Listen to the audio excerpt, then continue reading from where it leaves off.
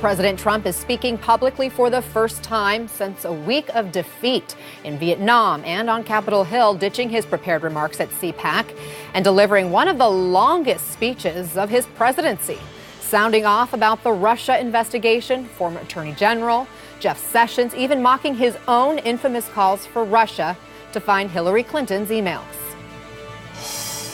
Unfortunately, you put the wrong people in a couple of positions, and they leave people for a long time that shouldn't be there. And all of a sudden, they're trying to take you out with bullshit, okay?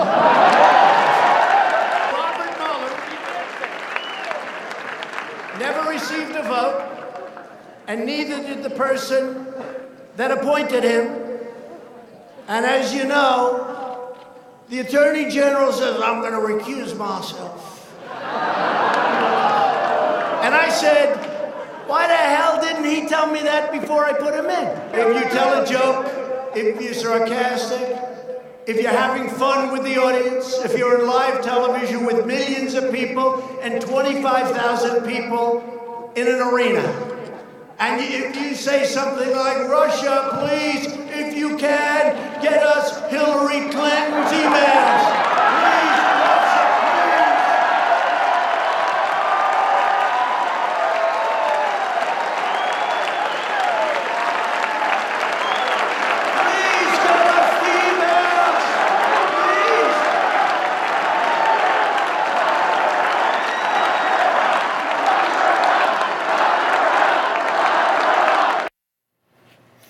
So this caps off a week marred by controversy. The president's former attorney naming names and handing over financial documents on Capitol Hill. New explosive reporting that the president forced the approval of his son-in-law's security clearance. And the president walking away empty-handed at the summit with North Korea's leader in Vietnam. I'm joined now by CNN White House correspondent Boris Sanchez. Boris, the president's audience today filled with his strongest supporters. This is arguably a re-election rally. What case did he make?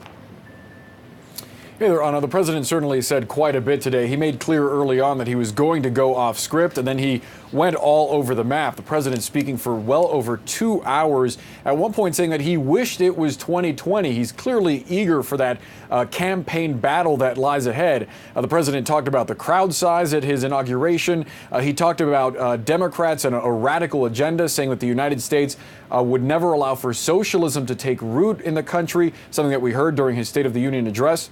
And the president also attacked the press and even current and former members of his administration, as you heard in that soundbite. Notably, though, the president also talked about the reasons he believes that Democrats on Capitol Hill are investigating him and his administration. Listen to some of what the president said. So they don't have anything with Russia. There's no collusion. So now they go and morph into, let's inspect every deal he's ever done. We're going to go into his finances. We're going to check his deals. We're going to check. These people are sick. They're sick. I saw a little Shifty Schiff yesterday. No, it's the first time.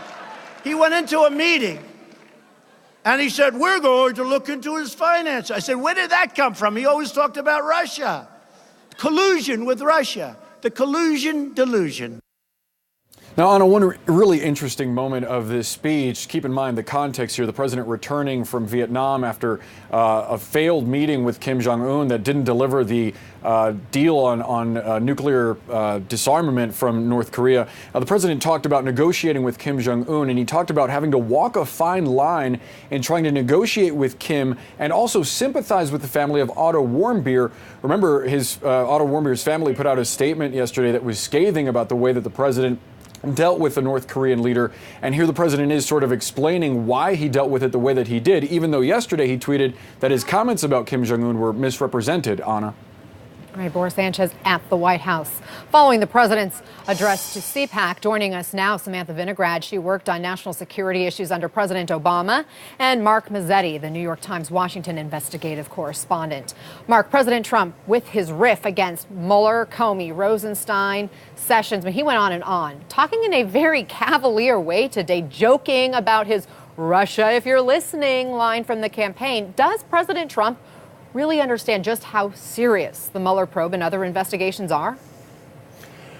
Well, he certainly made it a point of an object of his criticism for years now, and he was getting to the heart of it today with this sort of point that the Mueller investigation was illegitimate from the beginning, that Jeff Sessions recused himself, Rod Rosenstein, who he said had never had a vote, ended up appointing Mueller, and so this thing should have never began. And so it's something that obviously the crowd likes. It has been a point that he has made repeatedly, and as we believe the Mueller investigation is winding down, this is something you're going to hear from the president and his supporters for some time. As you said, he continues to make light of it. We'll see whether Mueller actually has reason to make the president certainly concerned not only about the Russia issue, but also the obstruction of justice issue. The president also said this today. Listen, guys. The men and women here today are on the front lines of protecting America's interest, defending America's value, and reclaiming our nation's priceless heritage. We have people in Congress, right now, we have people in Congress that hate our country. And you know that. And we can name every one of them if they want. They hate our country. Sam, the idea of preserving heritage taps into historically darker times, certainly.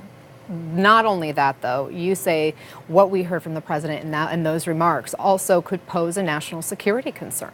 Well, his statement makes me sick. On a personal level, preserving our heritage, reclaiming our heritage, that sounds a lot like a certain leader that killed members of my family and about 6 million other Jews in the 1940s. But on a national security level, the president talks about preserving our heritage as a catch-all for implementing policies that misallocate resources. He pretends that there are massive flows of illegal immigrants coming over our borders and is spending billions of dollars on a border wall emergency instead of paying attention to real national security threats. He sounds a lot like despotic leaders that have talked about white heritage and white nationalism around the world and is putting resources in the wrong place and pretending that there are foreign people trying to influence our country in a way that just isn't accurate. Who does that speak to? It speaks to his base. And it also, by the way, this whole CPAC speech, how many parts of President Putin's to-do list was President Trump trying to accomplish today? He denigrated our institutions, the Department of Justice and the U.S. Congress. He spread misinformation and conspiracy theories. He undermined the credibility of several of our institutions. He sowed divisions. He sowed confusion. He was speaking to his base, but he was also saying things that really look like Vladimir Putin scripted his speech. So it helped him perhaps with his base and politically, while at the same time making Russia's job a lot easier.